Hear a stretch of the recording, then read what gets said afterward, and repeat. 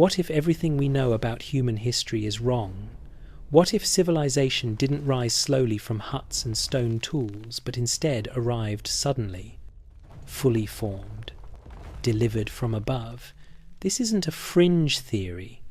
It's written in the world's oldest records, etched into clay by a civilization that claimed they didn't invent knowledge. They inherited it. Hello and welcome.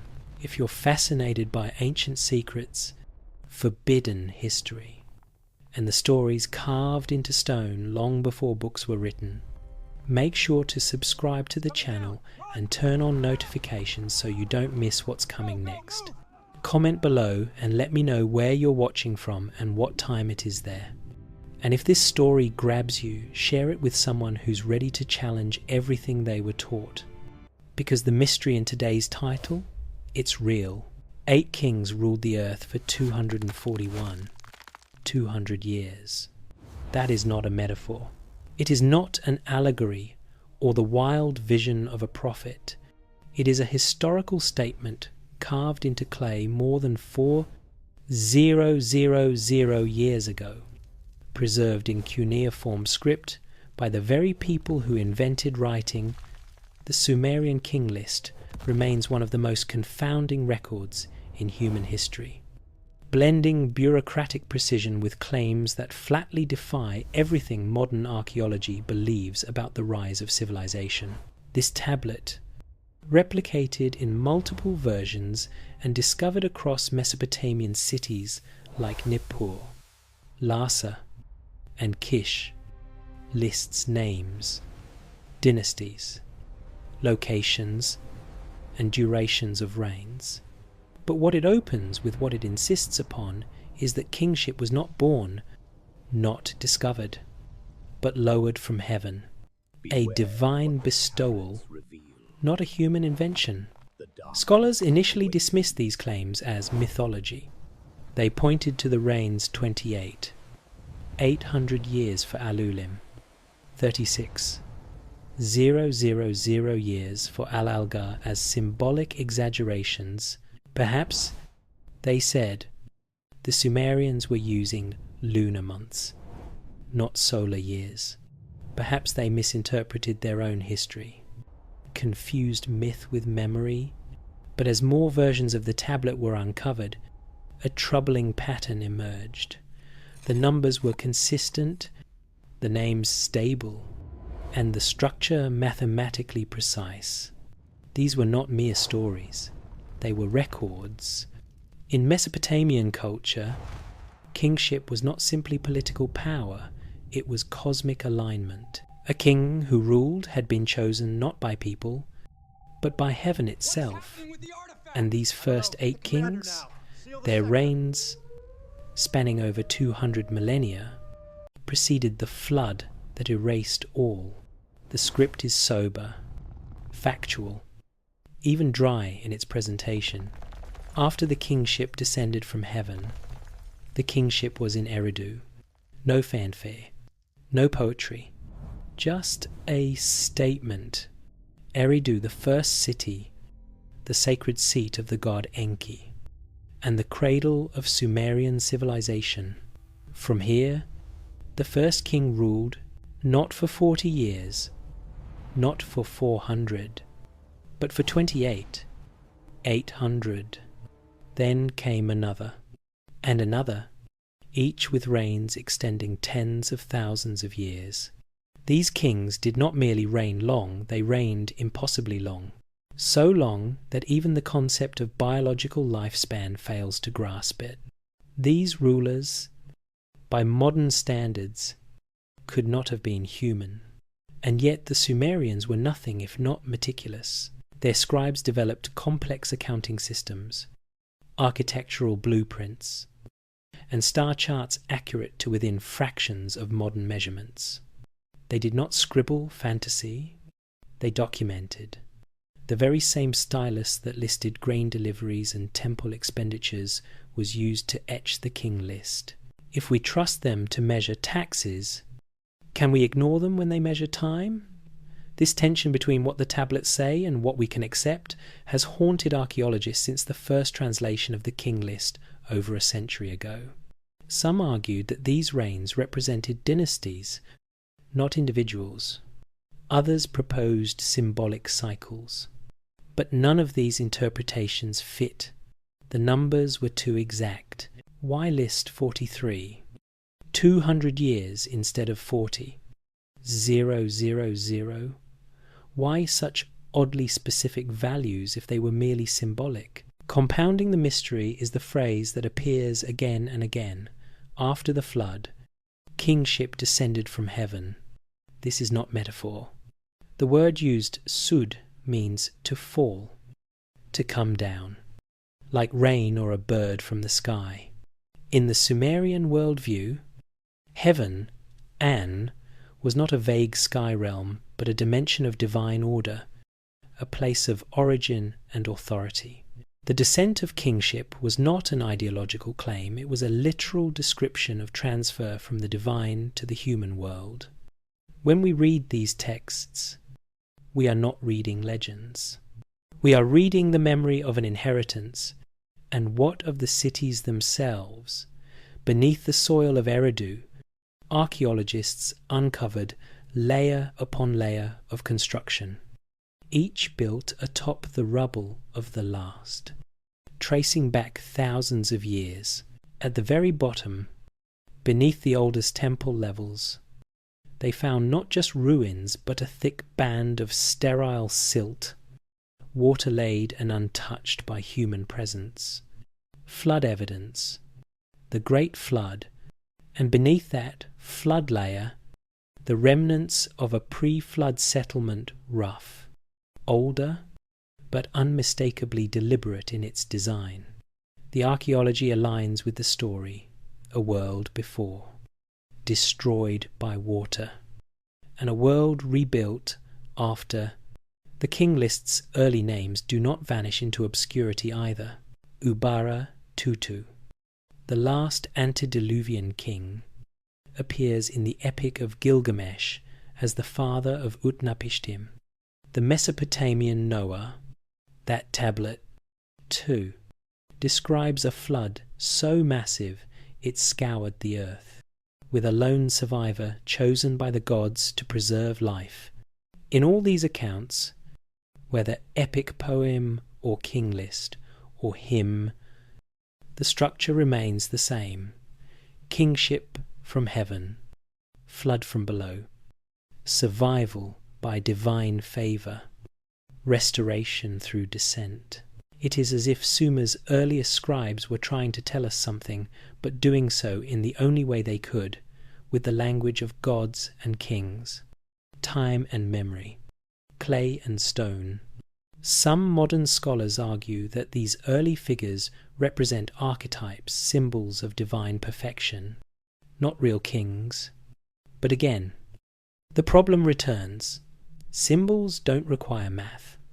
Symbols do not demand 28, 800 years of reign.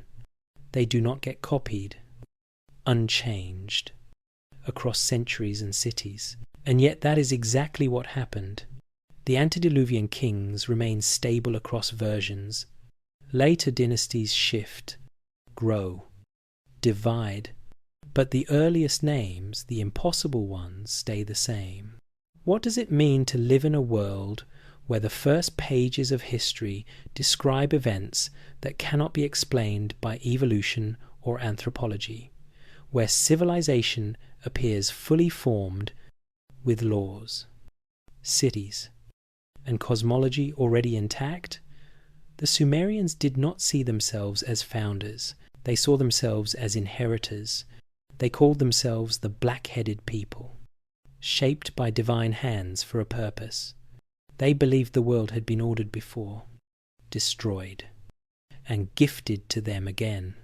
The King List is not just a document, it is a declaration, a memory too large to be imagined, a legacy pressed into clay for those willing to listen. Archaeologists may disagree. Historians may debate. But the clay does not care. The clay simply remembers, The flood is not a metaphor. That is the first and most disturbing truth buried beneath the ruins of ancient Mesopotamia. When archaeologists began digging into the deepest layers of Sumerian cities Eridu, Kish, Shuruppak, they found a strange band of earth, nearly 2 meters thick in some places. It was not full of artifacts. There were no tools, no pottery, no bones, no ash, only clean, water-laid silt, a sterile layer, as if the land itself had been scoured clean. Beneath it lay older settlements, cruder, forgotten. Above it, the cities of Sumer, grand temples, ziggurats, and writing. Between them, silence. That layer was the boundary, a moment in time when the old world ended and something new began. Archaeologist Sir Leonard Woolley, excavating at Ur in the 1920 seconds, was the first to understand the significance. When he reached that sterile band, 8 feet below the temple ruins, he paused. The soil told a story, not a localized flood, not the kind brought by river overflow, but something far more violent, far more final. When he announced his discovery, newspapers called it Noah's flood. Woolley was careful with his words. He had not found the biblical deluge.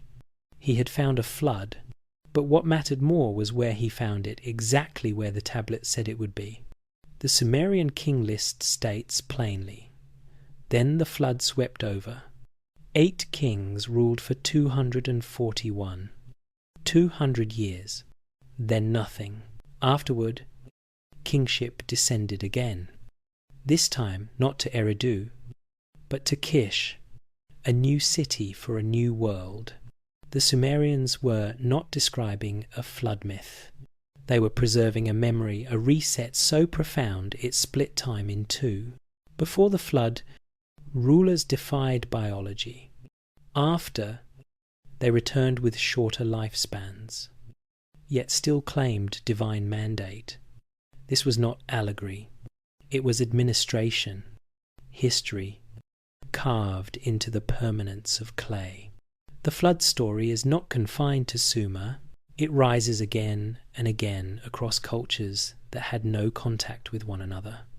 In the Epic of Gilgamesh, the hero travels to find Utnapishtim, the immortal man who survived the flood by building a great boat under the guidance of the god Enki. Utnapishtim describes the storm in detail, the sealed door, the rising waters, the birds sent out to find land, the raven that does not return. Genesis, written over 1,000 years later, tells the same tale with different names. Noah, the ark, the rain, the dove. In India, the Matsya Purana tells of Manu, warned by a fish to build a boat to save the seeds of life. In Greece, Deucalion and Pyrrha survive Zeus's wrath in a wooden chest and repopulate the earth by casting stones behind them. In Hawaii, Nu'u escapes in a canoe. Among the Mapuche of South America, the sea rises to punish humankind, and the faithful are saved on a floating island. More than 200 such flood myths exist across the globe, from indigenous Australia to the Pacific Islands, from the Inuit to the Yoruba. The structure endures. Divine warning, sealed vessel, deluge, survival, rebirth. The details vary. The framework does not. Anthropologists once dismissed this as archetypal storytelling humans, projecting fear of natural disasters into shared narrative forms. But geology began to tell a different story.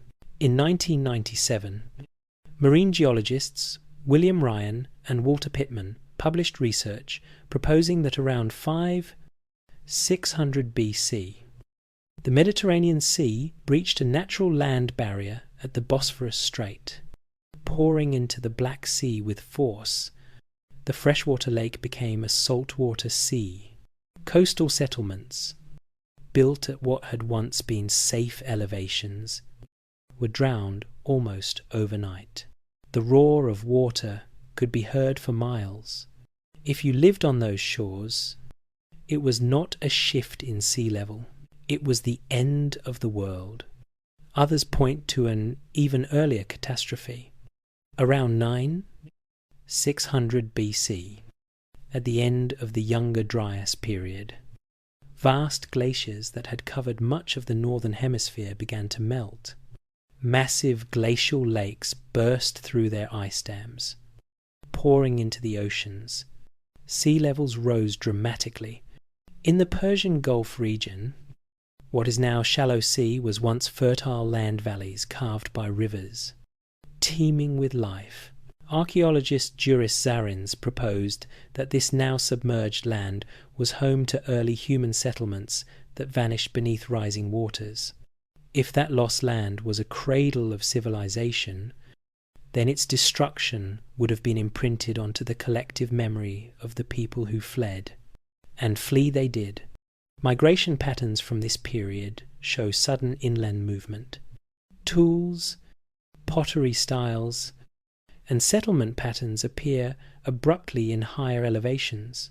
The people who arrived brought knowledge, agriculture, domestication, star charts, and myths. They spoke of gods who walked among them, of kings who once ruled the land, and of a great flood that washed it all away. The memory passed down for generations, finally carved into clay by the Sumerians who inherited the echo. But what disturbs scholars most is not just the flood itself, it is what came after. The Sumerian tablets insist that kingship descended again. Civilization did not rise from the ashes slowly. It was given as it had been before. The tablets do not speak of survivors rebuilding from memory. They speak of a divine order restored. Why would a people invent such a story? Why deny their own ingenuity?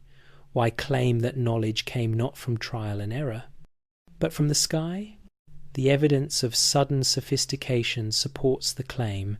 In Kish, the first post-flood capital, archaeologists uncovered advanced urban planning, monumental architecture, and administrative records dating to the earliest years of recorded history.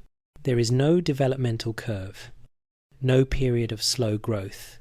Civilization appears as if remembered, or as if reinstalled. And then there is the mathematical consistency of the King List.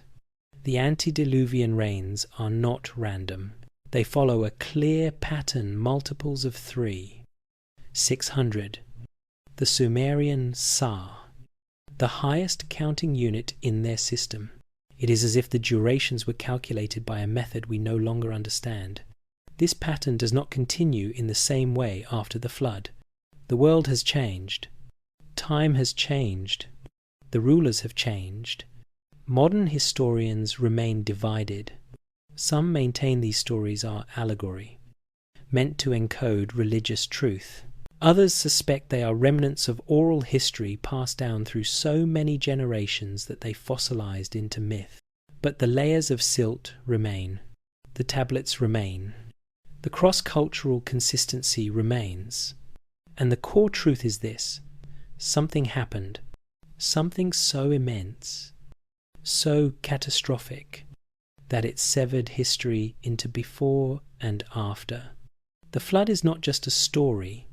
It is a scar in the earth, visible in clay and in memory.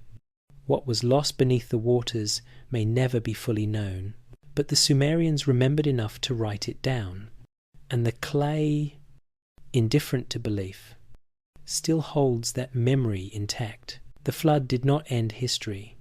It divided it. That is the profound message encoded in the Sumerian King List and repeated across their hymns, myths, and royal inscriptions. The deluge swept over the world, erasing kings and cities and stories. And then something came back, not slowly, not through struggle and invention, but all at once, after the flood had swept over, the tablet says, and kingship had descended from heaven. Kingship was in Kish, not in Eridu, where it had begun, not in the southern marshlands of the old world, but in a new place, a new city, on higher ground. A restart, a second descent. The text gives no explanation, no elaboration.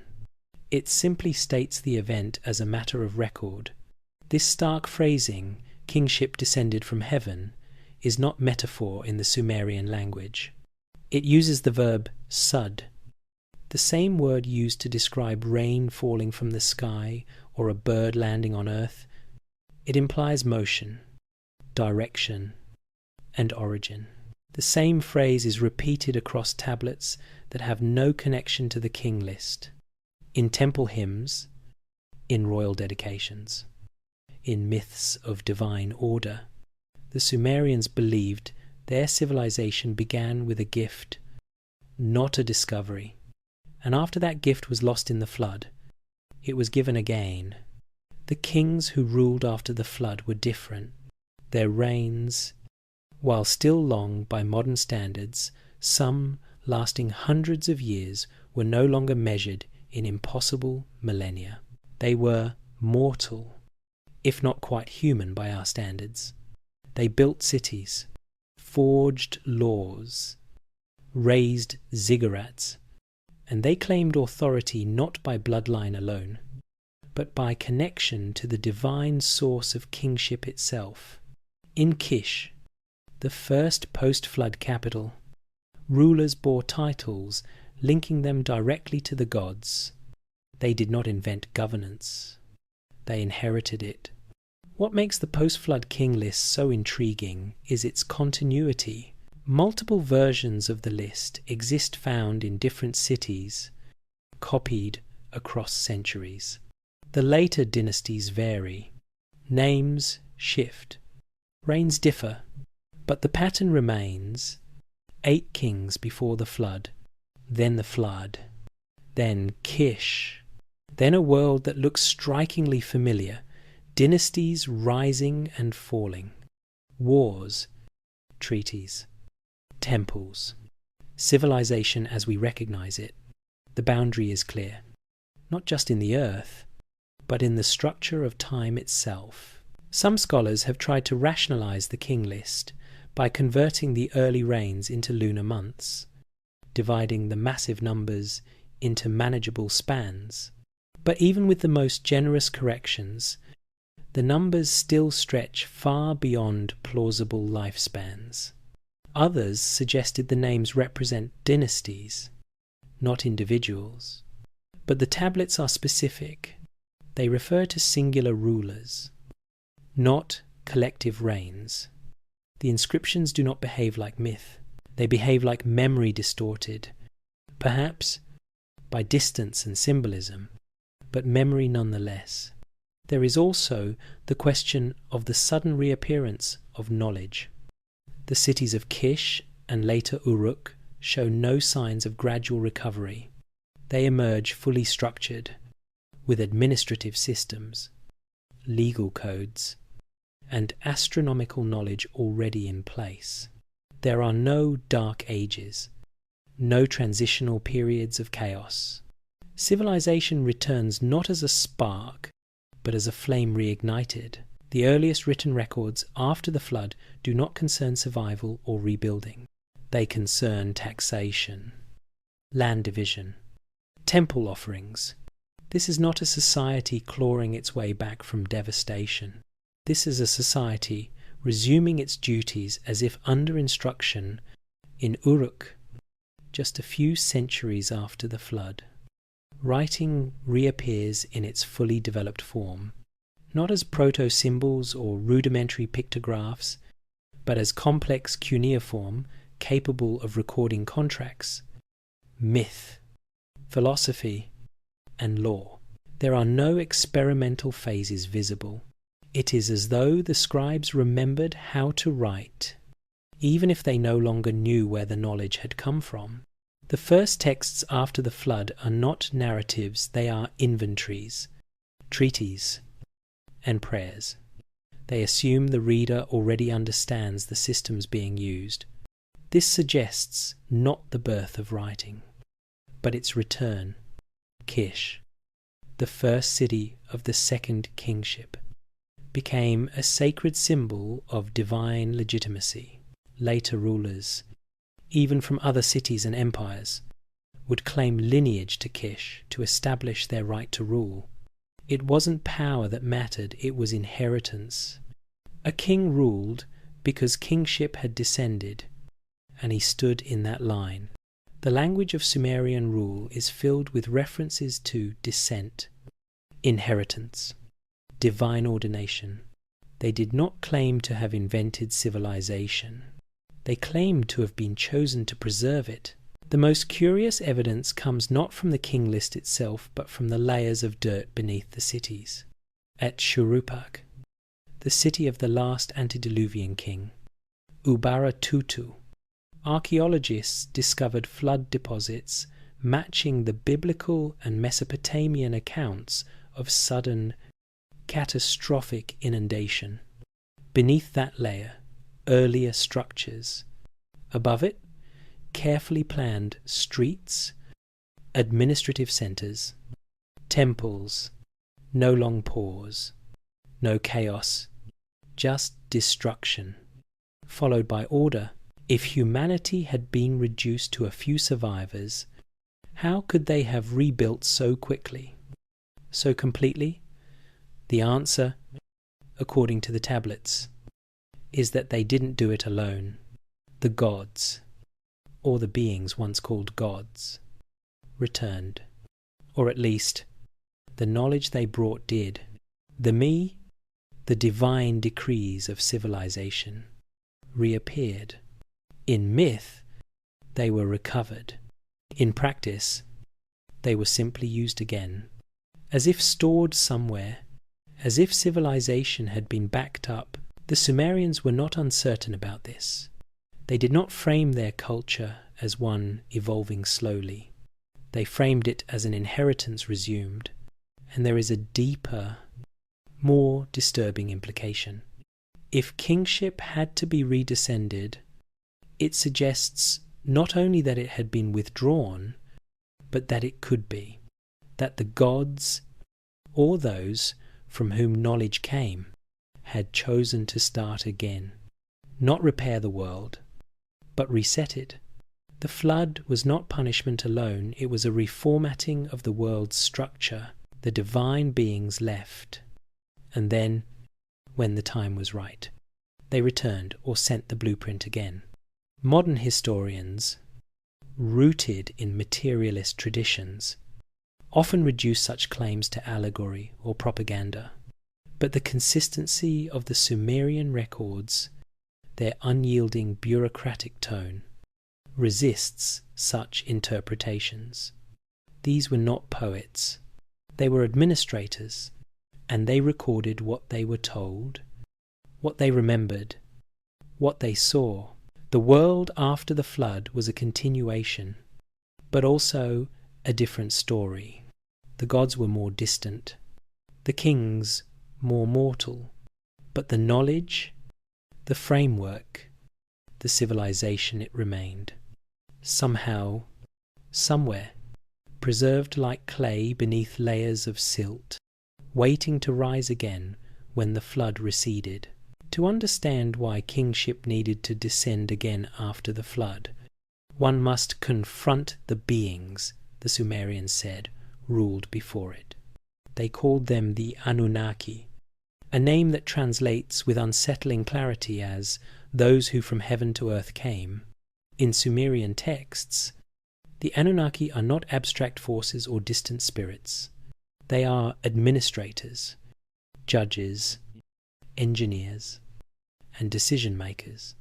They convene councils, they argue, they assign tasks, They build cities and establish laws, and most disturbingly of all, they create humanity not as an act of love, but as a solution to a labor problem. The clearest account appears in the Atrahasis epic, one of the oldest surviving narratives in human history, long before the flood. The lesser gods, called the Igigi, were forced to perform the physical labor of shaping the world.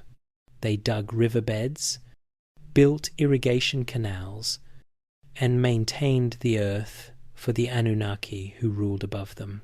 For 40 years they worked, until exhaustion turned into rebellion. The text describes them burning their tools and surrounding the house of Enlil. The chief authority among the gods, civilization, before humanity, was already breaking down. The Anunnaki convened an emergency council. Enlil demanded punishment. Order had been violated. But Enki, god of wisdom and deep waters, offered a different solution: create a new being. He said, one that could work, one that could bear the burden so the gods would no longer have to. The language that follows is chilling in its precision. This is not poetic metaphor. It is instruction. A god is selected and sacrificed. His flesh and blood are mixed with clay. The birth goddess Ninhursag prepares 7 male and 7 female vessels. Incantations are spoken. The mixture is shaped. From this process emerges Lulu, the primitive worker humanity. The text never claims humans were created to rule. They were created to serve. Let man bear the yoke. The tablet says, let him carry the burden of the gods. In the oldest written account of human origin, humanity is a designed species, engineered for labor, built from biological material and divine essence. Modern scholars have long insisted this is symbolic language, but symbolism usually simplifies. This account does the opposite. It specifies materials, numbers, steps, and roles. It reads less like a myth and more like a procedural record written in the limited vocabulary available to Bronze Age scribes. What follows complicates the picture further.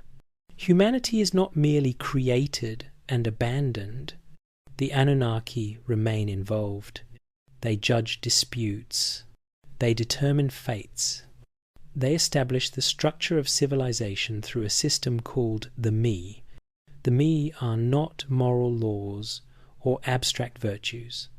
They are tangible principles, each governing a specific aspect of existence. Kingship is a Me. Writing is a Me.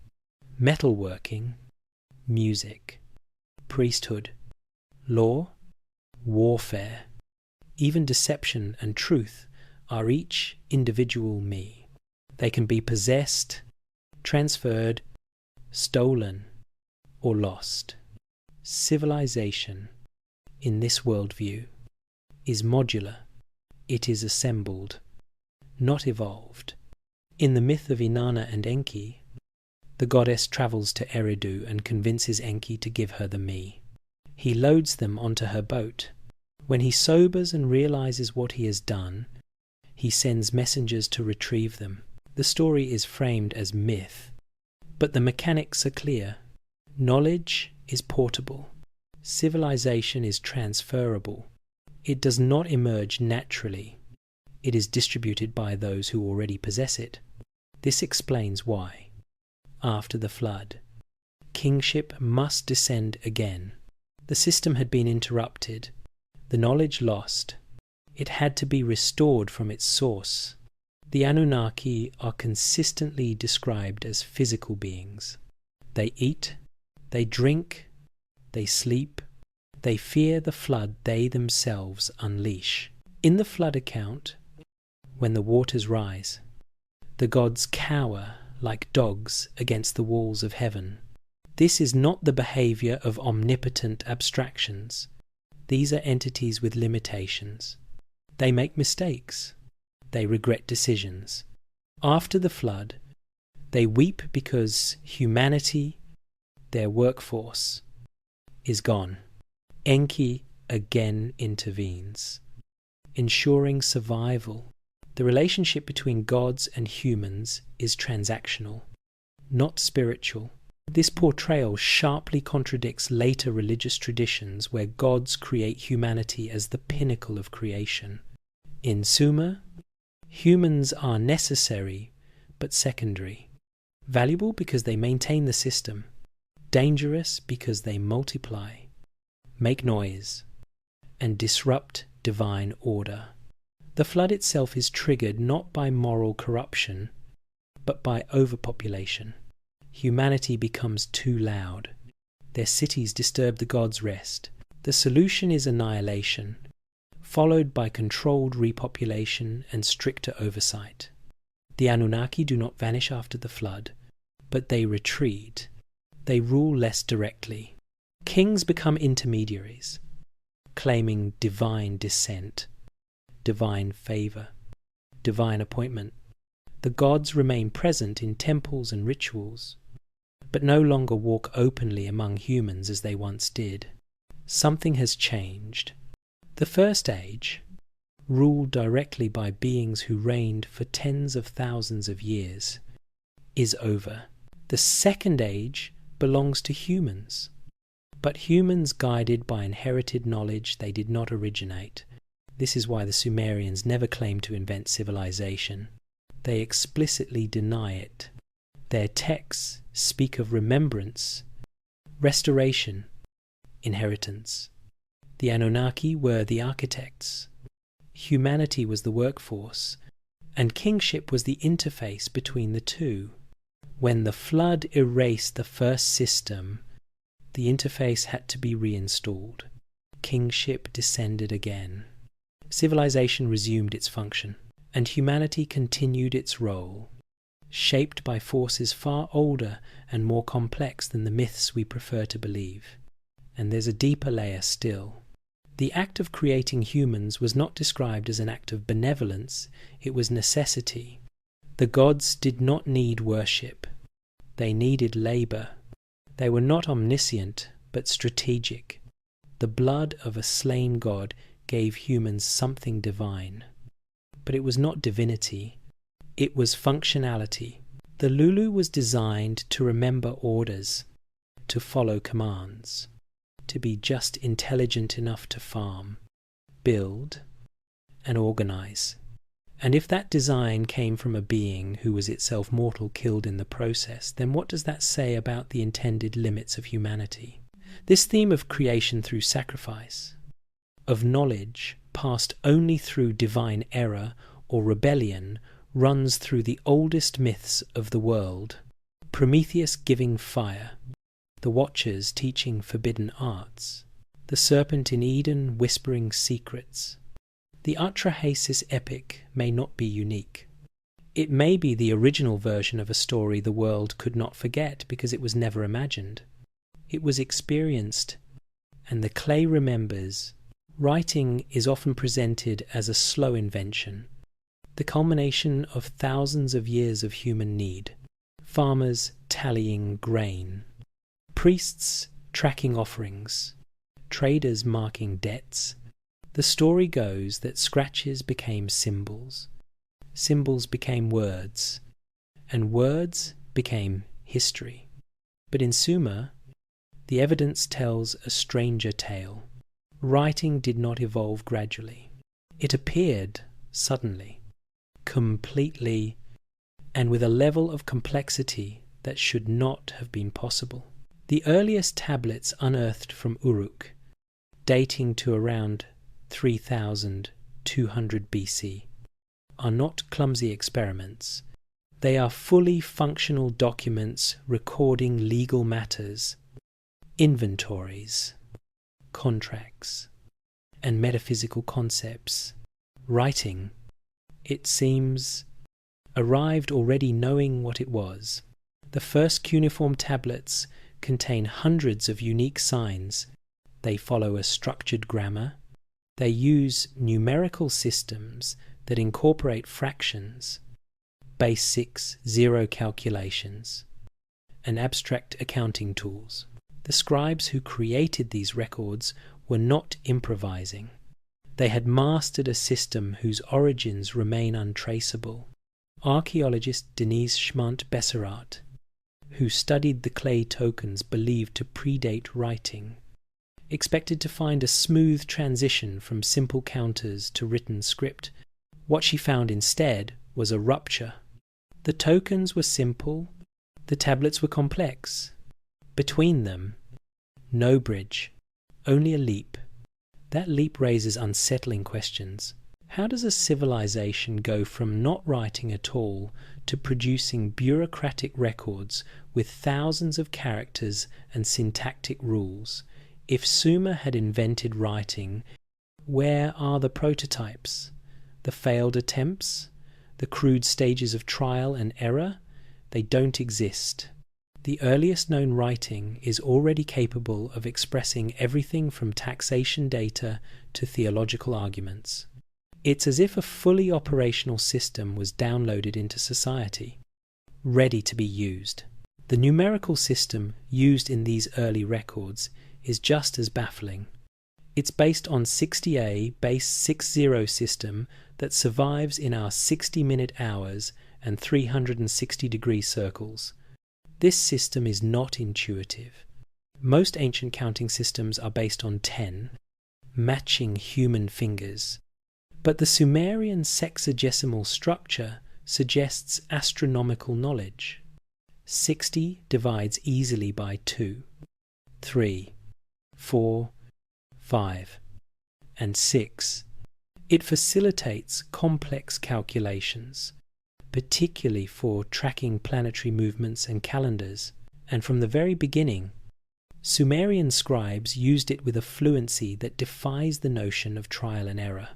The oldest lexical lists tablets that serve as dictionaries or word catalogues show an astonishing command of semantics. They organize terms hierarchically: gods, kings, cities, plants, animals, professions. They distinguish synonyms, abstract concepts, and technical vocabulary. This level of linguistic awareness typically arises after centuries of writing practice. But in Sumer, it is there from the start. The scribes of Uruk weren't inventing writing, they were operating it. And then there is the content. The first long narratives recorded in cuneiform are not tales of humble shepherds or moral parables. They are cosmologies, king lists, creation stories, and records of divine decrees. They speak of beings who ruled before the flood, of knowledge brought from the heavens, of structures established by gods for the governance of men. Writing, from its inception, is not merely functional. It is mythological, administrative, and historical all at once. Consider the Sumerian King List itself. It is not written in a primitive or unrefined form. Its syntax is formal. Its numerical expressions are exact. It organizes information in a consistent structure: king, city, length of reign. This is not the work of a culture learning to write. It is the work of a culture that has written before, perhaps elsewhere, perhaps earlier, but we have found no earlier writing. The list appears in its mature form from the start. Some scholars argue that writing was developed by elites to maintain power to record taxes, to manage land, to legitimize rule, and certainly the earliest tablets reflect a strong bureaucratic emphasis, but they also reflect cosmology. They speak of heaven and earth, of decrees from gods, of rules set down in the time before time. The scribes of Sumer didn't see writing as their invention, they saw it as their inheritance. The goddess Nisaba, patron of writing and grain, was said to have received knowledge from Enki and taught humans to record truth. She did not create script, she passed it on. Sumerian scribes trained for years. They copied standard texts, mastered logograms, learned the intricacies of phonetic and ideographic symbols. Their textbooks, called school tablets, reveal a curriculum more rigorous than most modern language programs. And yet, even these school tablets refer to the old forms and ancient expressions. They contain notes about variations spoken in earlier times. By the 3rd millennium BC, the language and script were already considered archaic. Sumerian was not evolving, it was being preserved. Cuneiform itself is remarkably unintuitive. It requires a stylus and soft clay. It involves wedge-shaped impressions that must be placed in precise order. And yet, scribes learned it with fluency. They produced thousands of tablets, each with the same attention to form and structure. When errors were made, they were corrected carefully. This was not a newly discovered technology.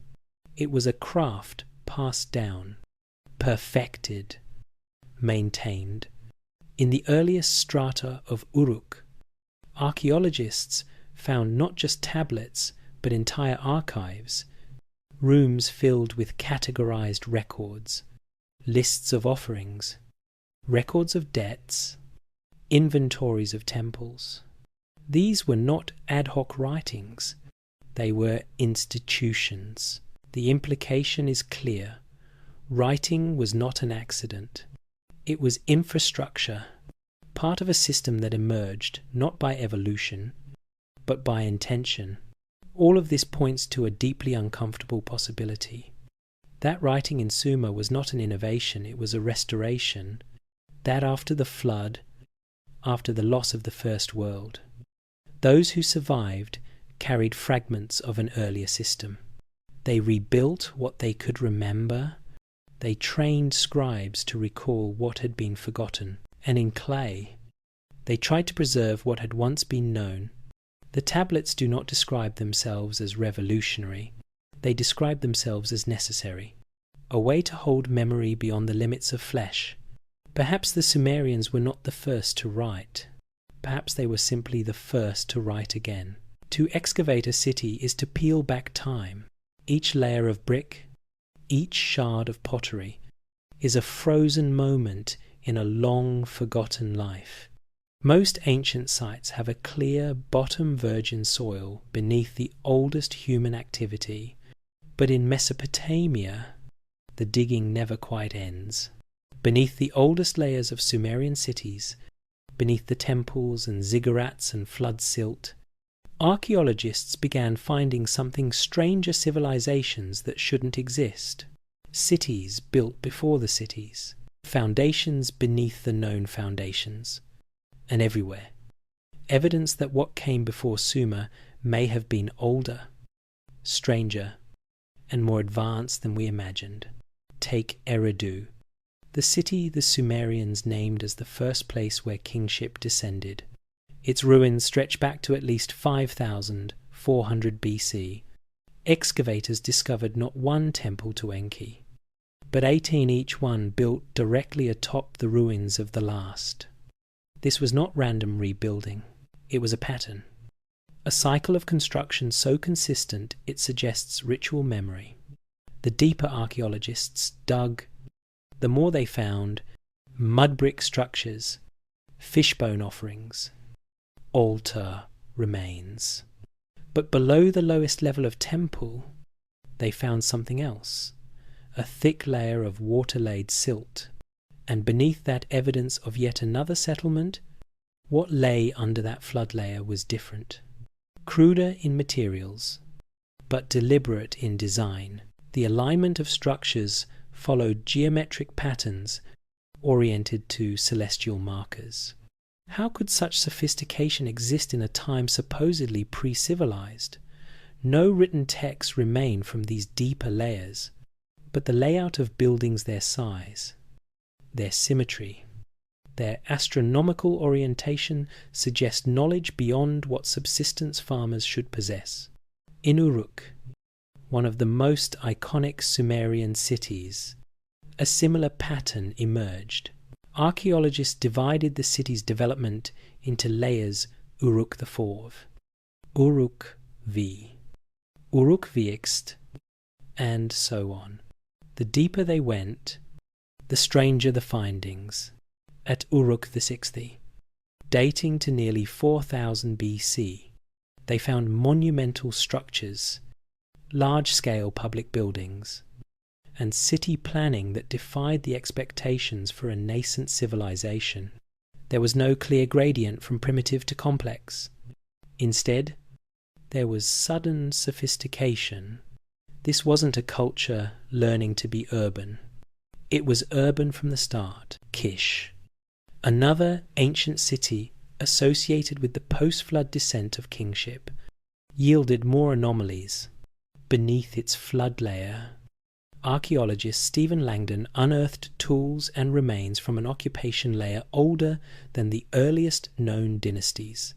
Among the findings were copper implements, surprising, because according to conventional chronology, the Copper Age had not yet begun in that region. Alongside these tools were pottery fragments fired at high temperatures, requiring kilns capable of maintaining intense, consistent heat. Such technology should not have existed in that era, yet there it was, sealed beneath flood silt. These discoveries challenge the foundational belief that civilization is a linear progression, that mud huts become houses, stone tools become metal, simple villages become complex cities. But the evidence in Mesopotamia suggests the opposite. The deeper archaeologists dig, the more advanced some elements become, not just in construction, but in city planning, tool sophistication, and astronomical alignment. In several sites, older layers show more architectural precision than the ones above them. How could early builders know techniques that their descendants later seem to forget? One of the most controversial findings comes from the presence of vitrified soil, earth turned to glass through exposure to extreme heat. In the 1,940 seconds, Sir Leonard Woolley observed areas of vitrified soil in deep layers at Ur. He speculated about unknown causes, noting that the temperatures required above 1,000 degrees Celsius were beyond what ancient kilns could achieve. The explanation offered? Possibly lightning. But lightning does not create large, distributed patches of melted earth, nor does it align with patterned layers of destruction. These older sites, often brushed off as pre-Sumerian, were later associated with the Ubaid culture, a shadowy people who inhabited the region between 6,500 and 3,800 BC. They left no written records, no king lists, only pottery, strange figurines, and the ruins of cities that shouldn't have existed. It was the Ubaid who built the first temples at Eridu. It was the Ubaid who dug the earliest irrigation canals. It was the Ubaid who lived in what would become the spiritual capitals of Sumer. And then, around 3,800 BC, they vanished or transformed. Archaeologists can trace no clear transition from Ubaid to Sumerian. There is no evidence of conquest, no signs of cultural destruction. Instead, Sumer seems to rise from Ubaid settlements as if someone had flipped a switch. Writing appears, kingship appears, the names change, but the cities remain. Some scholars suggest absorption, that the Sumerians simply inherited and expanded upon the Ubaid culture. Others hint at migration, that the Sumerians arrived from elsewhere, settling atop the ruins of a forgotten world. But no definitive answer has emerged. At Tel Brak, further north, mass graves from around 3,800 BC suggest sudden violence. Hundreds of bodies hastily buried show signs of trauma. Around the same period, Ubaid sites across Mesopotamia were abandoned, tools left behind, buildings left mid-construction. Something disrupted the region, and what followed was not chaos, but sudden civilization. The Sumerians didn't start from scratch. They built atop memory. They rebuilt cities already aligned with stars. They reignited a system that had already been designed once before. The deeper the excavation, the older the mystery becomes. There is always another layer, another unanswered question. Beneath the flood layers are the ruins of a world we never wrote into our history books, a world with temples and cities, with copper and fire, with order and collapse, a world that was not supposed to exist, yet the clay does not lie. Perhaps this is why the Sumerians spoke not of invention, but of remembrance. They did not claim to be the first. They claimed to be the inheritors. And if that is true, then what lies beneath the flood is not just buried architecture. It is the ghost of a civilization erased and a whisper of something even older, still waiting to be heard.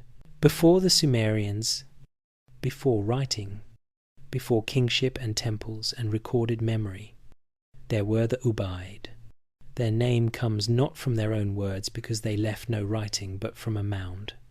Tel al-Ubaid, where their strange artifacts were first discovered, from approximately 6,500 to 3,800 BC. The Ubaid people occupied the same lands that would later become the heart of Sumerian civilization. They built the first known temples, carved the earliest irrigation canals, and shaped cities that the Sumerians would later inherit. But they also left behind something that cannot be explained, figures that look like nothing else in the human archaeological record. Across dozens of Ubaid sites in southern Mesopotamia, archaeologists have recovered thousands of clay figurines. They depict humanoid bodies, but the heads are elongated. The eyes are large and slanted. The faces reptilian. Some hold infants with the same features. Others sit or stand in positions that suggest authority or ritual. They are not crude. The craftsmanship is careful. The shapes are deliberate. The consistency across vast distances and time periods implies they were not random artistic experiments. They meant something. The question is what? In museums, these figures are labelled as ritual objects or fertility idols, vague categories often used when interpretation fails. But these figures do not resemble fertility icons from other cultures. They lack the exaggerated breasts and hips common in mother goddess imagery. Instead, they appear almost alien, elongated, otherworldly, detached. Their narrow faces and slitted eyes suggest a form of life distinct from what we recognize. And yet they appear again and again, from Eridu to Ur to Tel al-Ubaid, as if the people who made them were recording something they had seen. Some researchers propose that the figurines are evidence of cranial deformation, an ancient practice where infant skulls are wrapped to achieve elongated shapes. But while cranial binding does explain some skeletal anomalies found in later cultures, it does not account for the reptilian features. Nor does it explain why such depictions appear in clay but not in actual skulls from the Ubaid period. Others suggest that the figurines were symbolic representations, perhaps of spiritual beings or ancestral spirits. But again, the anatomical detail is too specific. The features are too consistent to be purely symbolic. If they represent spirits, they are spirits with a very particular and non-human form. The mystery deepens when one considers the advanced planning and astronomical knowledge of Ubaid settlements. The earliest temple at Eridu, built by the Ubaid before writing existed, was not a random structure. It was aligned with cardinal directions. Its foundation offerings included fish bones placed deliberately beneath mud brick walls. This was not primitive trial and error construction. It was architecture with intention. In other Ubaid sites, buildings are oriented toward significant celestial events, solstices, equinoxes, rising stars. This suggests sustained observation of the heavens over generations. But without writing, how was this knowledge transmitted? It is tempting to see the Ubaid as Proto-Sumerians, an early, simpler stage of the same culture. But the archaeological record shows a break, not a bridge. Around 3800 BC, Ubaid settlements disappear. In their place arise Sumerian cities larger, more complex, more organized. And with them comes writing, kingship, metallurgy, and myths of divine inheritance. The Ubaid left no records, only their buildings, their pottery, and their figurines. But the Sumerians who followed never claimed to invent what they used. They claimed to inherit it. What, then, did they inherit? At the city of Tel Leilan in northern Mesopotamia, archaeologists uncovered a mass grave dating to the end of the Ubaid period. The bodies showed signs of violent trauma, crushed skulls, broken limbs. They were buried hastily, without ceremony.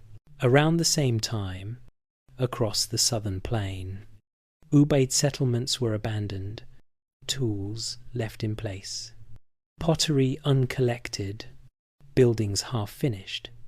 This was not slow decline. It was rapid collapse. Something happened. A flood, a war, a migration, a purge, no one knows. But when the Sumerians emerged, they did so not as a primitive people clawing their way towards civilization, but as a culture already in possession of writing, mathematics, law, and astronomy. Some scholars suggest that the Sumerians were the same people as the Ubaid, simply evolving over time. But linguistic and cultural shifts point to discontinuity. Sumerian is a language isolate with no known relatives, no linguistic ancestors, and no connection to known regional tongues. The Sumerians wrote about kings who ruled before the flood. The Ubaid did not write at all, and yet the Sumerians built on top of Ubaid temples, aligned to the same stars. They occupied the same land. They continued what had begun before, but they didn't seem to know exactly how. The presence of the reptilian figurines, then, becomes more than an artistic anomaly. They may be a memory, a representation of beings who ruled or taught or guided before the flood, beings remembered in distorted form, beings later called gods. The Anunnaki were said to have walked among humans. They were said to have shaped man from clay. Perhaps these figurines are not mythical at all, but fossilized glimpses of what came before language, before writing, before the deluge turned memory into myth. And then there's the question of their disappearance. If the Ubaid were primitive, why did they show such order and astronomical precision? If they were advanced, why did they vanish so completely? Their figurines stop, their temples crumble, their settlements are either destroyed or absorbed. It is as if a page was turned and an entirely new chapter began, one with different names, different gods, different tongues. And yet, beneath the cities of Ur, Uruk, and Eridu, their foundations remain, silent, watching.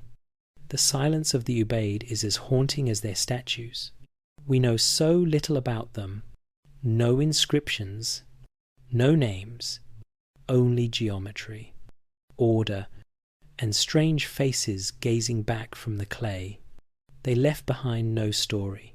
Only the possibility that the story we know, the Sumerian story, was not the beginning, only a chapter that came after. The idea that a single flood could destroy a civilization, erase its cities, wipe clean its memory, and force a complete reboot sounds like legend. But geology does not speak in myths. It speaks in layers of earth, in chemical signatures, in isotopic records and submerged coastlines. And what it tells us is something the ancients already tried to preserve in clay. There was a flood, perhaps not a single global deluge, but a series of catastrophes, rapid sea level rises, glacial collapses, and massive displacements of human populations that turned the world upside down. In ancient memory, this became the flood, the one that ended the First Age. Across Mesopotamia, flood layers interrupt the archaeological record.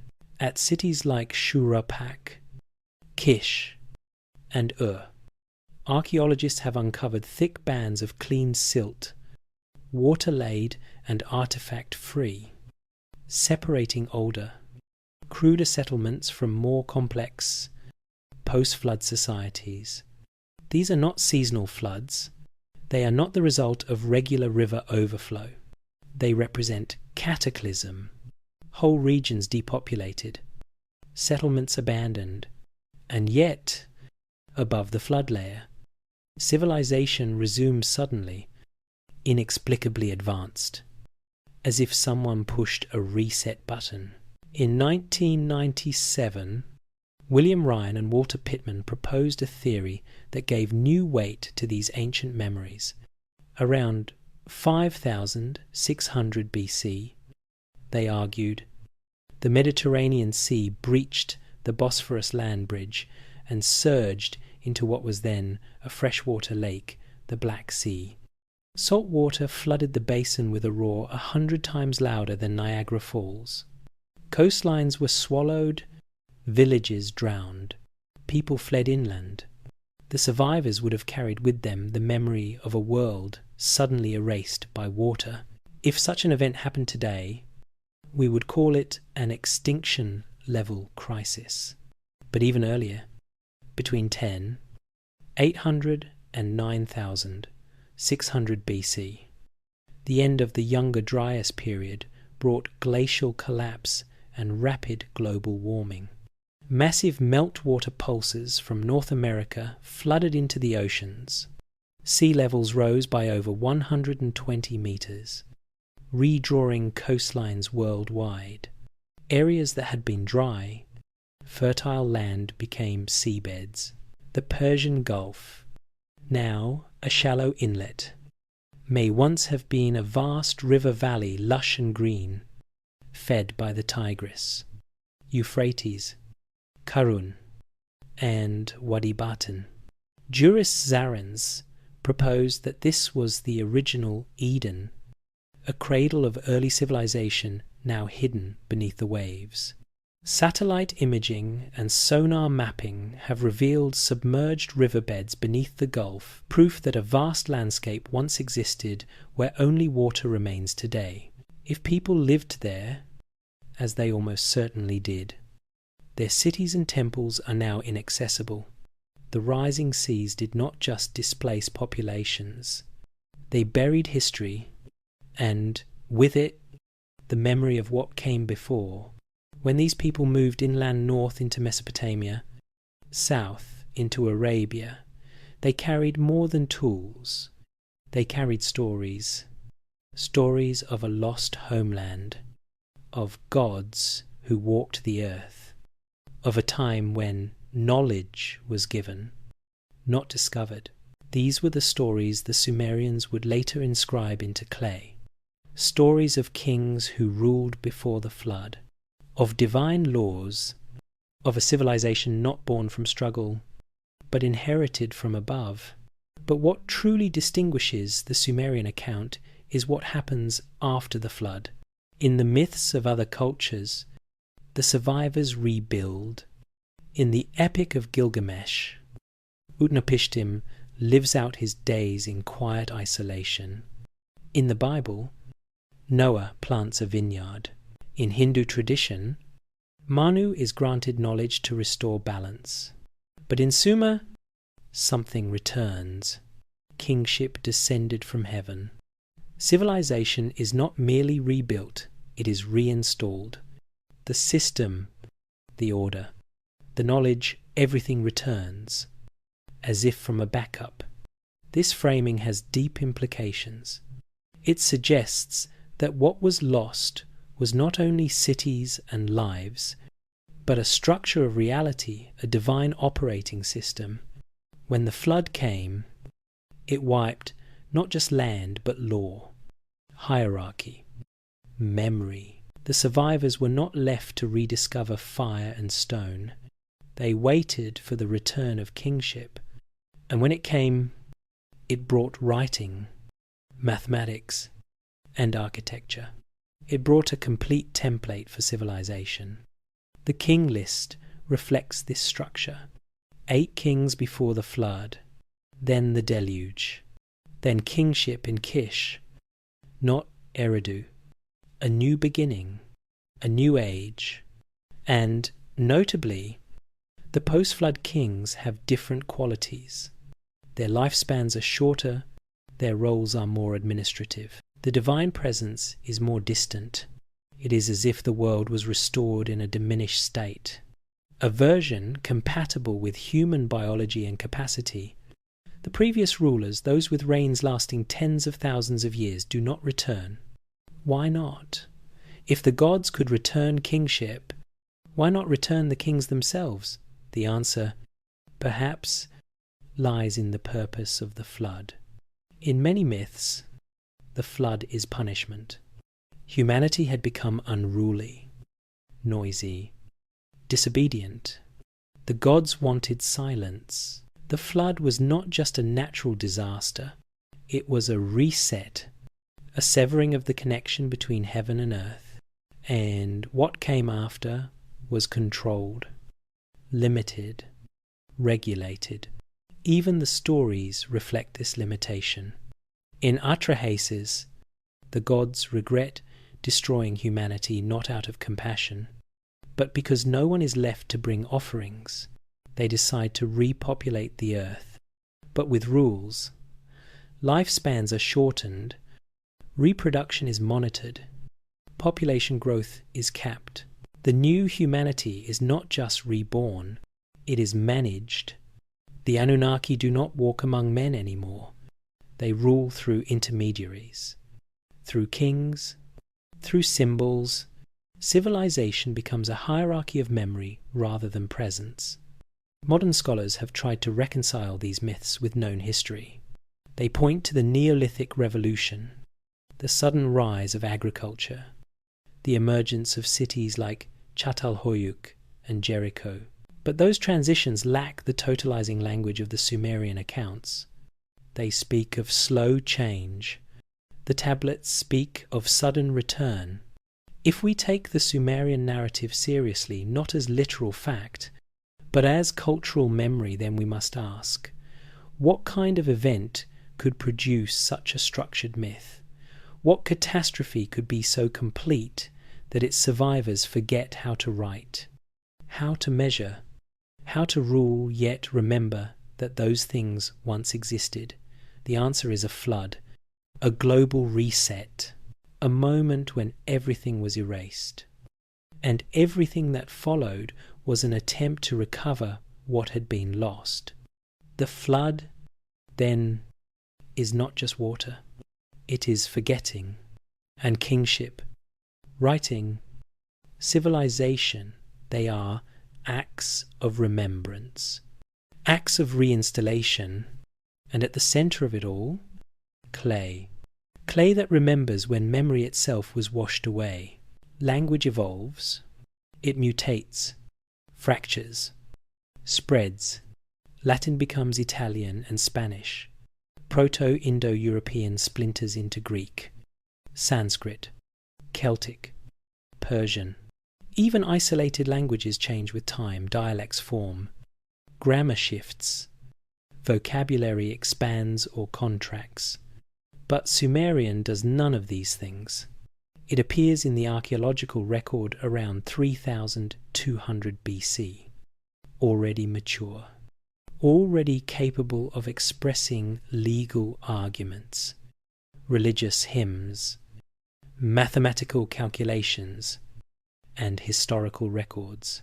There is no Proto-Sumerian, no linguistic ancestor, no dialect tree. Sumerian arrives as a complete system, and then, centuries later, it disappears preserved only in clay, like a time capsule from an unknown origin. Linguists call Sumerian a language isolate. It has no known relatives. It doesn't fit into the Semitic family. Despite millennia of contact with Akkadian, it doesn't resemble Indo-European languages. It shares no meaningful roots with Elamite, Hurrian, Hattic, or Egyptian. It is an orphan tongue without mother, sister, or child. Other isolates exist Basque in Europe, Ainu in Japan, but they are remnants of spoken languages, shaped over centuries of cultural survival. Sumerian, by contrast, emerged in the bustling cities of the ancient world, surrounded by linguistic diversity, and yet completely untouched by it. Even more disturbing is the nature of its structure. Sumerian is agglutinative. It builds meaning by stacking elements together, prefixes, suffixes, infixes into long grammatical chains. A single verb might encode subject, object, direction of action, purpose, tense, location, and intensity. The resulting system is astonishingly precise but also incredibly complex, and, from its earliest records, this grammatical machinery is fully functional. There is no sign of simplification over time, no indication that Sumerian was once less refined. It does not appear to grow. It is, as linguist Gonzalo Rubio observed, frozen in grammatical perfection. Its great came, the scribes of Sumer did not treat their language as a living, shifting thing. They treated it as sacred. Even after the spoken use of Sumerian faded and Akkadian became dominant, Sumerian remained the language of law, ritual, and scholarship. It was studied like Latin in medieval Europe, a language of origin, not of conversation. Students copied lexical lists, bilingual texts, and grammatical exercises, preserving the exact forms of a language that was already ancient in their time. And curiously, those exercises often included notes like archaic form or as spoken in the old days, suggesting even the earliest known versions were preserving something older still. Some tablets contain multiple dialect forms, side by side, emissal and emegir used for different purposes, gendered speech, or sacred contexts. These dialects were not local variants. They were codified styles of expression, taught in scribal schools, maintained over generations. The existence of such variation implies an earlier, more diverse linguistic landscape, one that had already fossilized by the time of the first inscriptions. This suggests Sumerian was not the beginning of writing in Mesopotamia. It was the continuation of a tradition already well underway. The problem deepens when we examine the proto-cuneiform tablets from Uruk, dated to around 3400 BC. These are some of the earliest written records in the world.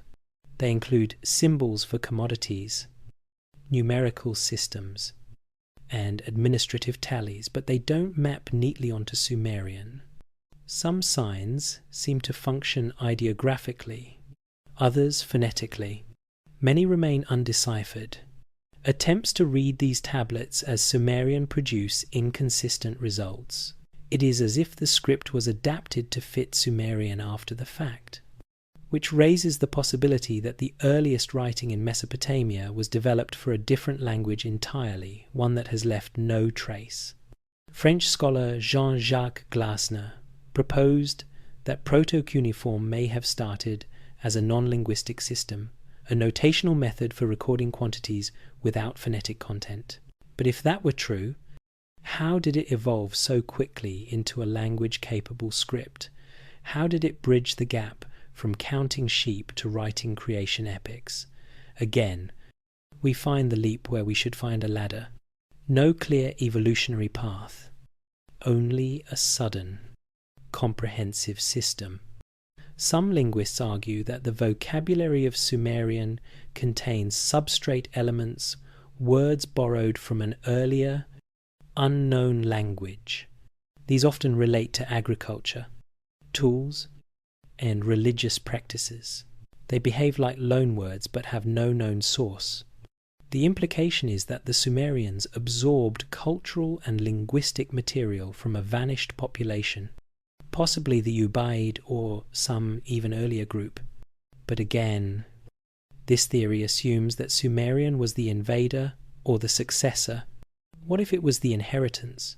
In their own texts, the Sumerians speak of language as a divine gift. The goddess Nisaba is called the Lady of the Tablets, keeper of writing and wisdom. Enki is described as the one who made the tongue of the black-headed people resplendent. Another poem refers to a time when all people spoke a single language in harmony, until the gods confused their speech, scattering words like seeds across the land. This mirrors the Tower of Babel story from Genesis, but with a critical difference. The original language, the one spoken before confusion is identified. It is Sumerian. In other words, Sumerian is not seen as a product of human innovation. It is presented as a tool delivered whole, a technology given for the purpose of administration and remembrance. Writing was not invented because people needed it.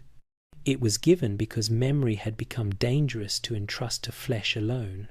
The first scribes did not imagine themselves as creators.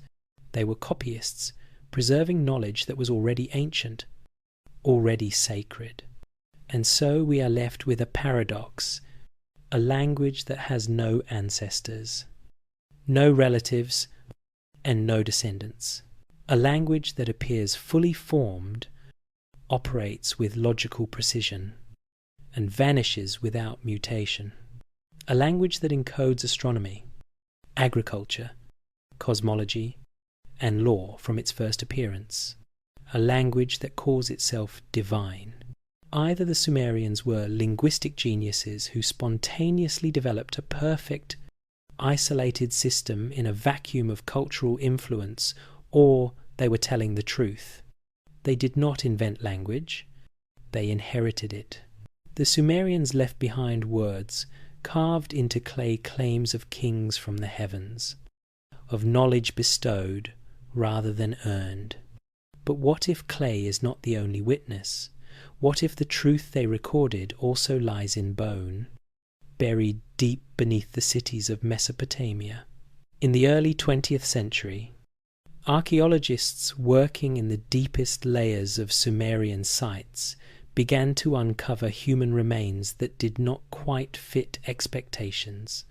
Some were dismissed, others quietly stored. But a few were too strange to ignore. The bones, like the tablets, seemed to whisper of a forgotten past, one that science still struggles to explain.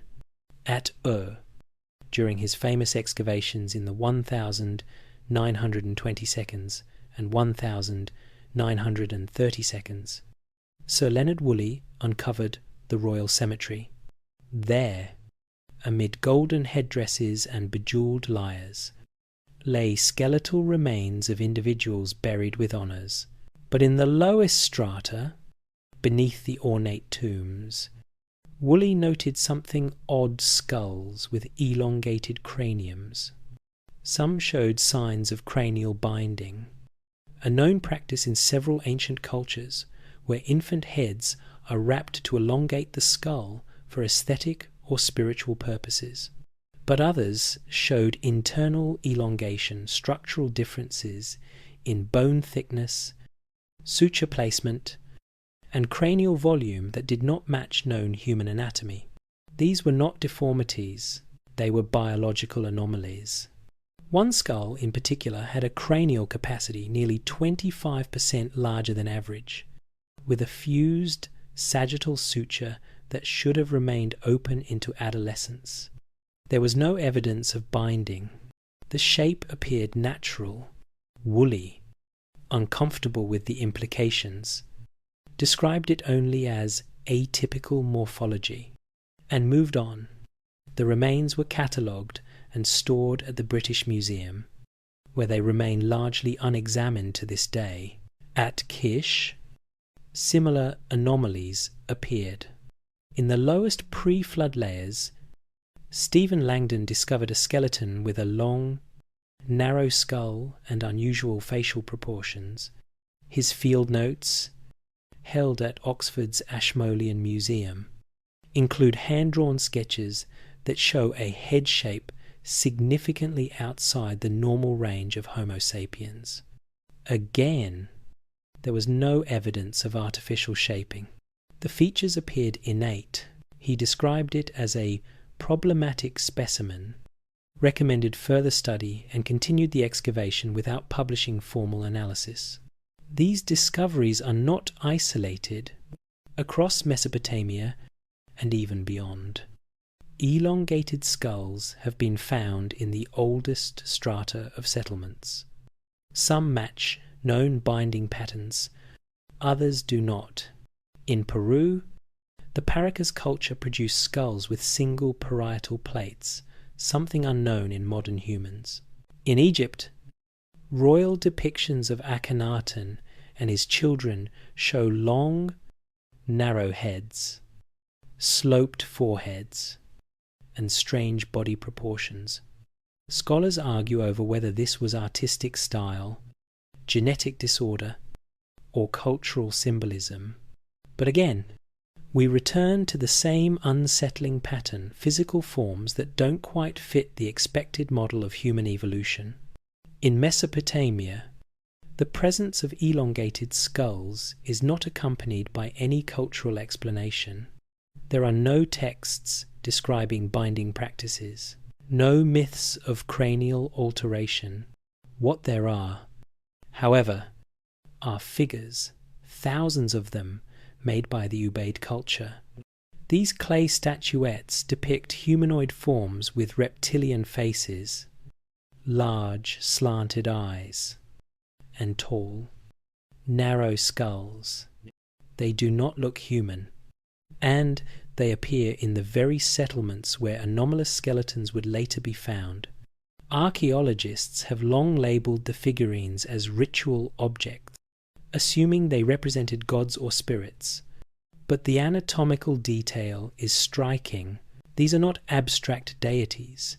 They are portraits of someone or something, and their consistency across vast regions and centuries suggests they are more than symbolic. They may be representations of a real, remembered being, one that coexisted with early humans, perhaps ruled over them, perhaps created them. What's more, some of the remains found in these ancient cemeteries show not only cranial anomalies, but differences in stature and robustness. At Eridu, beneath the earliest temple layers, skeletons were found with heavy bone density, unusually large muscle attachment points, and skeletal proportions suggesting individuals of significantly greater physical strength than typical Mesopotamian populations. These were not giants, but they were not ordinary either, and in nearly every case, They appeared in the oldest levels, beneath flood layers, beneath the cities that history remembers. Modern anthropology has largely ignored these findings, not because they aren't real, but because they don't fit. The evolutionary model of humanity is clean: Homo habilis, Homo erectus, Neanderthals, Denisovans, Homo sapiens. The timeline is orderly, the fossil record is neat, anomalies are inconvenient. They are stored, not studied, labelled atypical, pathological, or unclassified, and so the bones remain silent, shelved, and forgotten. But they match the stories. They match the tablets that describe beings who ruled before the flood, who lived impossibly long lives, who created humans to serve them. They match the myths of gods who walked the earth, who mixed clay and divine blood to engineer a workforce. They match the claims of kingship descending from heaven, of civilization being restored, not invented. The skeletal anomalies, the figurines, the architecture that appears too early, too precise, all of it forms a pattern that modern scholarship is not equipped to explain. If the Sumerians were telling the truth, if kingship truly descended, if humans were shaped, if the flood erased not just land but lineage, then the bones that don't belong are not a mystery. They are evidence. Physical remnants of a lost chapter in human history, one that science is not yet ready to read, but one that clay has already written. And perhaps the most haunting part is this: we keep finding them, in private collections, in sealed museum crates, in photographs buried in archives. There are more of these bones unpublished, unspoken of, and still they come. Not enough to rewrite the textbooks, but far too many to ignore, as if the earth itself refuses to let us forget, as if something once walked here beside us and left just enough behind for the curious to find. The tablets should have changed everything. When British archaeologist Austen Henry Layard uncovered the ruins of Nineveh in the mid-1800s, he did not expect to find a library. But that's exactly what lay buried beneath the dust and rubble of the Assyrian capital, the royal archives of Ashurbanipal, last great king of Assyria.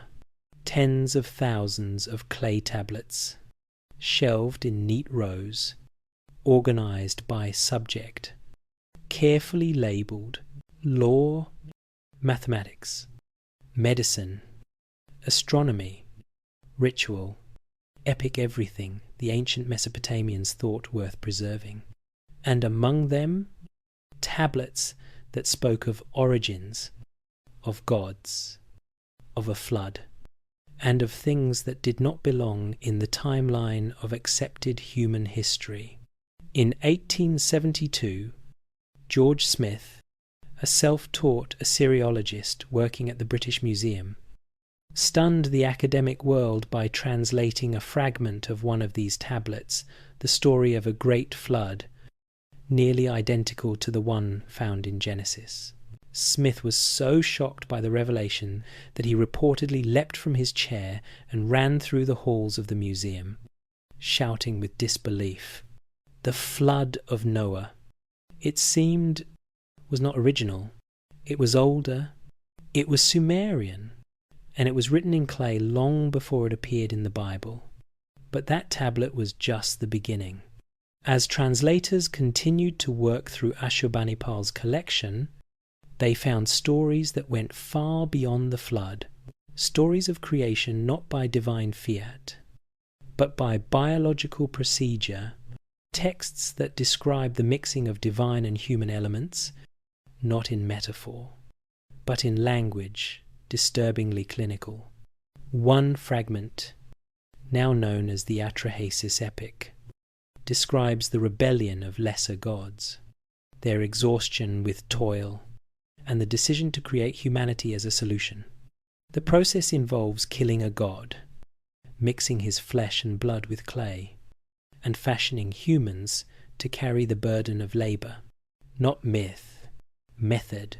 Other tablets spoke of beings called the Anunnaki, those who from heaven to earth came as judges, engineers, and lawgivers. They were not worshipped from afar. They walked among humans. They ruled cities. They built temples. And when the flood came, they wept not because humans were lost, but because their servants were gone. When the flood receded, they descended again, re-establishing kingship, reordering the world. Some of the most disturbing tablets never made it into public translation, catalogued under obscure reference numbers, marked as unsuitable for publication or theologically sensitive. They remain housed in museum basements, their full contents known only to a handful of researchers. Some describe astronomical knowledge far beyond the capabilities of a Bronze Age civilization, precise synodic cycles of Venus, eclipse patterns, and planetary orbits accurate to within a fraction of a percent. Others contain creation accounts that echo modern concepts of genetic manipulation, references to bone, blood, vessels, and instructions that resemble recipes more than allegory. Victorian scholars, steeped in biblical literalism and colonial assumptions, did not know how to process these texts. They framed them as primitive myth, distorted memories, or symbolic theology. But many quietly noted their discomfort. Some tablets described knowledge being brought down, not discovered. Others referenced the old writings, implying that even the Sumerians were copying from earlier sources. Who wrote the originals? No one knew, but the language was clear. The knowledge came from before the flood, from a time when the gods still walked the earth. One tablet in particular, K 3657, mentions the Anunnaki arriving from the bright sky and assigning roles: judges, priests, builders, sages. It even names specific cities and their founding deities. The text is not poetic. It reads like an administrative record, but it has never been fully published. Only excerpts exist, cited in academic papers but never included in museum displays. Too controversial, too disruptive. During the Iraq War in 2003, the National Museum of Iraq in Baghdad was looted. Thousands of artifacts disappeared. Among them were uncatalogued tablets, some from Ashurbanipal's library, others from more recent excavations. Some were sold on the black market. Others vanished completely. Videos show shattered artifacts, broken shelves, and rooms stripped bare. What was lost in those days may never be known. But among the missing were tablets rumoured to contain complete versions of the pre-flood history's names, reigns, events, and perhaps even accounts of the Anunnaki that went beyond myth. In 2015, ISIS militants destroyed portions of the Mosul Museum and the ancient site of Nimrud. Among the casualties were wall reliefs, statues, and clay tablets. Footage shows men with sledgehammers reducing ancient texts to dust. Some of the tablets had never been digitized. Their contents are lost forever. It was not only an act of ideological destruction, it was an erasure of memory, a second flood, this time of silence. Why are these texts so dangerous? Because they challenge everything we think we know about the origins of civilization. They suggest that the story does not begin with us, that the earlier cities were not built from the ground up, but according to a template. That knowledge was given, not invented. That writing, kingship, mathematics, astronomy all came down, restored after the flood by beings who had brought it once before. The Sumerians never claimed to be the first. They claimed to be the ones who remembered. Modern academia, built on cautious progress and peer-reviewed consensus, cannot easily absorb these claims, and so the tablets remain in drawers and vaults, untranslated, unread, or explained away as myth. But the words are still there, pressed into clay by hands long turned to dust, waiting for someone to read them without fear. If the stories on the Sumerian tablets stood alone, perhaps they could be dismissed as unique cultural myths, strange but local. But they don't stand alone. Across continents and civilizations, long before global communication or shared religion, peoples who never met told stories that followed the same structure, used the same symbols, and described the same sky. The pattern repeats with unnerving consistency. From Mesopotamia to Egypt, from Mesoamerica to India, we find the same message. Beings descended from the heavens, brought knowledge, taught civilization, and left. In ancient Egypt, the god Thoth is said to have brought writing, mathematics, and astronomy to humanity. He is depicted with the head of an ibis, a sacred bird, and is credited with inventing the calendar and measurement systems. The Egyptians called him Lord of Time. He did not teach humans to write. He gave writing. He did not discover time. He ordered it. His role echoes that of Enki in Sumer gods as engineers of civilization. Not spiritual metaphors, but architects with tools and systems. In Mesoamerican mythology, the feathered serpent Quetzalcoatl plays the same role. He descends from the sky, teaches agriculture, calendar systems, architecture, and law. Like Enki and Thoth, he is depicted not as an abstract deity, but as a being who interacts directly with humans. His image appears across Olmec, Toltec, and Aztec civilizations. Statues and stelae show him holding a strange, often overlooked object, a handbag with a curved handle and rectangular body, identical to those carried by gods and sages in Sumerian cylinder seals. This handbag appears again and again in ancient art, thousands of years apart and thousands of miles away. In Assyria, Anunnaki figures carry them while standing before stylized trees, possibly symbols of life, DNA, or cosmic order. In Göbekli Tepe, a site over 11,000 years old in Turkey, the same handbag is carved into the stone pillars, held by humanoid beings in relief. In Mesoamerica, gods carry the same object. What is it?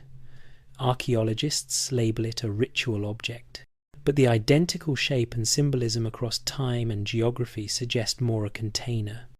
Perhaps for knowledge, energy, or technology.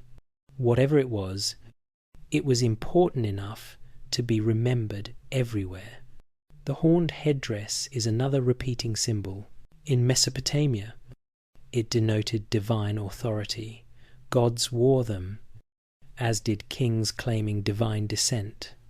In Egypt, pharaohs wore crowns with protrusions representing similar status. In the Americas, high priests and rulers donned elaborate headgear symbolizing celestial connection. The idea that rulers gained legitimacy from above, not below, is global. Even more intriguing is the alignment of ancient structures with the stars. The Great Pyramids of Giza align with the constellation Orion's belt. The Sumerian city of Nippur was laid out to reflect celestial order. Uruk's temples aligned with Venus, sacred to Inanna. In Mexico, Teotihuacan's pyramids mirror Orion, just as the Egyptian ones do. In India, Angkor Wat's alignment matches the constellation Draco. These were not coincidences. These were blueprints, templates followed by civilizations separated by oceans and millennia. The Me, those divine decrees listed in Sumerian texts, described aspects of civilization as transferable units: law, writing, priesthood, agriculture, metalwork, war, music. They could be given, stolen, or lost. In the myth of Inanna and Enki, the goddess steals the Me and brings them to Uruk, making the city powerful. The idea of knowledge as something that can be passed, like an object, appears again in Vedic India. The Shruti, or that which is heard, was revealed by divine sages, the Rishis, who descended to earth. The knowledge was not discovered, it was received. The Book of Enoch, a non-canonical Hebrew text, describes the Watcher's angels who descended to earth and taught humans forbidden arts, metallurgy, weaponry, cosmetics, astrology. For their transgression, they were punished, and the flood was sent to cleanse the earth. This is the same story as atrahasis: too much knowledge, too fast, intervention, then erasure, a reset. How could cultures so far apart, separated by oceans, without shared language or trade, preserve the same story? Mainstream anthropology suggests that human brains tend towards similar myths because of shared psychology. The hero's journey, the trickster god, the world flood, they're said to be universal archetypes. But archetypes don't explain matching symbols, matching measurements, or matching sky maps. The Dogon people of Mali in West Africa, for instance, possess detailed astronomical knowledge of the Sirius star system, including the existence of Sirius B, a white dwarf invisible to the naked eye and not confirmed by Western science until the 20th century. The Dogon claim their knowledge was given to them by sky beings, the Nommo who came from Sirius. How did an isolated tribe know something it could not have observed? Everywhere we look, the pattern emerges. Beings come from above. They bring knowledge. They leave. Civilization arises. Then something goes wrong. A flood. A fire. A war. The world is reset. But memory remains in myth, in architecture, in language, in clay. And it is the same memory, told in different tongues, wearing different names, across the entire world. The Mesopotamian tablets are not outliers. They are part of a global record, fragments of a larger story that we have never fully assembled. Each culture remembers a piece. Each myth holds a shard, and together they reveal a past we have not been taught to imagine. Not a world of isolated development, but of shared inheritance. Not of gradual progress, but of interrupted memory. The question is no longer whether these patterns exist. They do. The question is what they mean and who first wrote the blueprint. The Sumerians never claimed to be the first. That is perhaps the most important truth buried in the thousands of tablets they left behind. They did not describe themselves as inventors of civilization, but as inheritors. They recorded their laws, their kings, their myths, but always with the tone of those preserving a legacy they did not create. In every corner of their culture, from language to astronomy, architecture to religion, they credited someone or something that came before. They did not say they built the world. They said they remembered it. Beneath every great Sumerian city lies another city. Beneath the ziggurats, beneath the streets and temples, there are older layers, older walls, older tools, older bones. Beneath those, often, are the sterile bands of flood silt. And sometimes, beneath even that, are traces of a world that should not have existed, deliberate urban layouts, anomalous materials, unexplained heat-scorched earth, a pattern of sudden emergence, sudden destruction, and sudden resurgence. And always, the knowledge returns not slowly, not randomly, but in whole forms, language, writing, mathematics, law, as if restored from a template. When the flood came, according to the tablets, it was not a freak act of nature. It was a reset, a reordering of a world gone wrong. And when the waters receded, kingship descended once more, not humans rising from the mud, but something from above placing structure back upon the earth. The survivors did not build new cities from scratch. They rebuilt the old ones, often on the same sacred spots, aligned to the same stars, and they told the stories not as myth, but as history, because to them it was. The clay tablets do not romanticize the past. They record it with bureaucratic clarity. They list names, cities, reign lengths.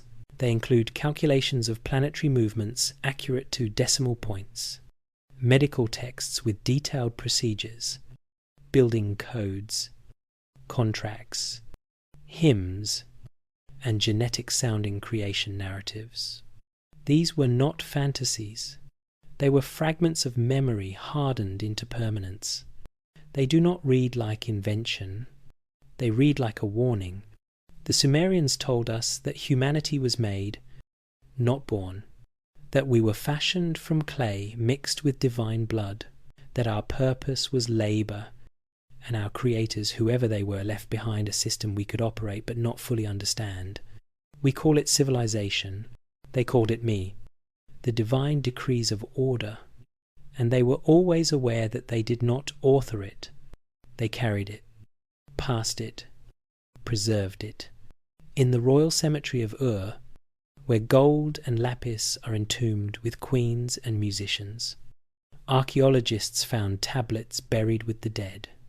Not religious texts, but records, deeds, lists, contracts. Even in death, the memory was carried forward. In Kish, beneath flood debris, scribes etched lineages into clay, tracing rulers back to beings who reigned for 800 years, not to glorify them, but to remember them, because the flood had wiped away more than cities, it had wiped away continuity. And in that break, remembering became sacred. Throughout the ancient world, the same impulse appears. The Egyptian Book of the Dead speaks of knowledge carried into the afterlife. The Vedas were memorized for generations before being written. In Mesoamerica, codices preserved astronomy and myth in folded bark paper, many of which were destroyed by colonial hands. But the Sumerians had clay, and clay remembers. We are taught that civilization began with the Sumerians. But what if they were only its reboot? What if the real beginning lies beneath the silt, beneath the ruins of Eridu, beneath the vitrified soil and the anomalous bones? What if the Sumerians were not the first to rise, but the first to remember? There are still thousands of untranslated tablets, stored in museum basements, mislabeled, ignored. Each one a potential key, each one possibly preserving a thought, a name, a date from a world we have forgotten. What might we find if we finally read them all without fear, without bias, without the need to fit them into our timeline? Perhaps the most important truth is this: the Sumerians knew they were not alone in time. They looked back into an abyss of history deeper than we allow ourselves to imagine.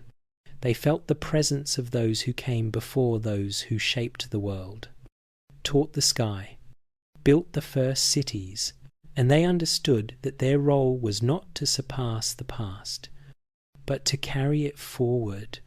That is why they wrote, not to glorify themselves, but to whisper to the future.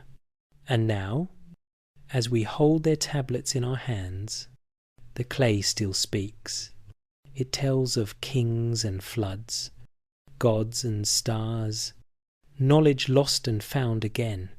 It speaks of humanity as something crafted, not grown, of civilization as something inherited, not built, and of memory as the one true immortality.